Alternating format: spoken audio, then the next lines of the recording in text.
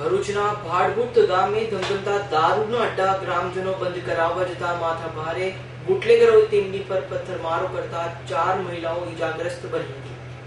પ્રાપ્ત વિગત અનુસાર ભરૂચ તાલુકાના ભાડભૂત ગામ ખાતે રહેતા ઈશ્વરભાઈ માછી તારીખ 18 ના રોજ દારૂ પીને ઘરે આવી પત્ની સાથે ઝઘડો કર્યો હતો। આ બાબતે પત્ની ગૌરીબેનને લાગી આવતા તેમણે કેરોસીન છાંટી આત્મહત્યાનો પ્રયાસ કર્યો હતો।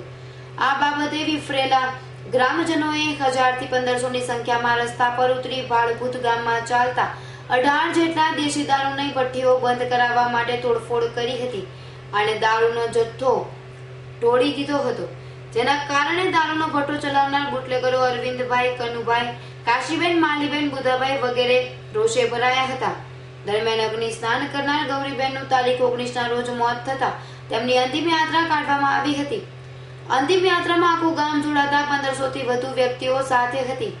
આ દરમિયાન ગ્રામજનોને માહિતી મળી કે આગલા દિવસે બંધ કરાવેલ તમામ દેશી દારૂની ભઠ્ઠીઓ ફરી ધમધમતી થઈ ગઈ છે, તેથી અંતિમ યાત્રાથી એક ટોળું બહાર નીકળી ભઠ્ઠીઓ બંધ કરાવવા માટે પહોંચ્યું હતું।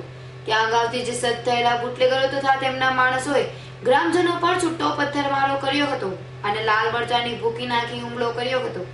આથી સંગીતાબેન ભરતભાઈ ટંડેલ, સોનલ નીતેશ માછી, મીના મેલાભાઈ માછી તથા ભારતી કાંતિભાઈ માછીને માથામાં ઈજાઓ થતા સારવાર માટે ભરૂચ સિવિલ હોસ્પિટલમાં ખસેડાઈ હતી, તેમજ કેટલાય મહિલા પુરુષોને નાની મોટી ઈજાઓ થતા સ્થાનિક દવાખાનામાં સારવાર આપવામાં આવી હતી।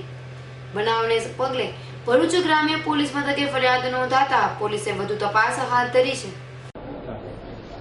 ગઈકાલે એક માછી સમાજની 20 વર્ષની યુવાન છોકરી નામે ગૌરીબેન પોતાના પતિના ત્રાસથી, દારૂના ત્રાસથી કંટાળીને અગ્નિ સ્નાન કરી લીધું અને પરિણામે ગઈકાલે રાત્રે 7 વાગે મરણ ગઈ।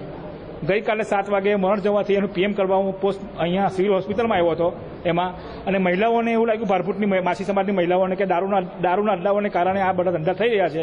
તો ગઈકાલે મહિલાઓએ બધા લગભગ 17 દારૂના અડ્ડા જે હતા ત્યાં તોડફોડ કરી અને દારૂ જપ્ત કરી લીધેલો।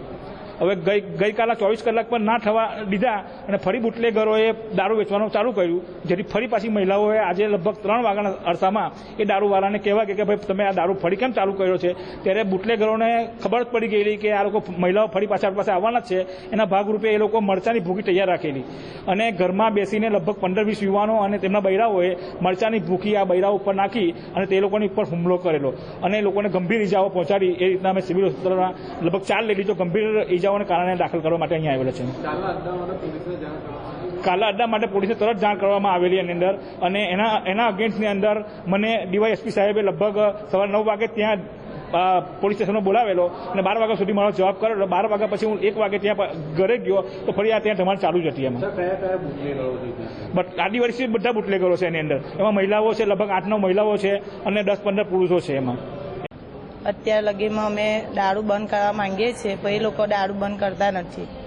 હવે અમારી પરિસ્થિતિ જોવો, અમારે 9 વર્ષથી હું વિધવા છે અને હવે બધી જ બહેનો અમે વિધવા થઈ ગઈ, પછી અમારે પાછળ બી જોવું પડે ને, એ કરીને હું આગળ પડીને ત્યાં ગઈ છે તે એ લોકો અમને મરચું લાગ્યું છું।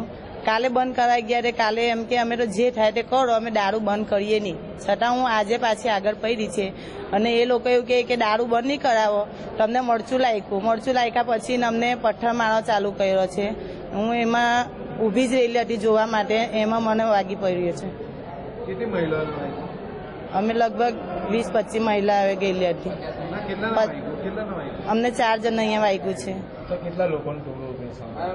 50-60 નું ટોળું હતું।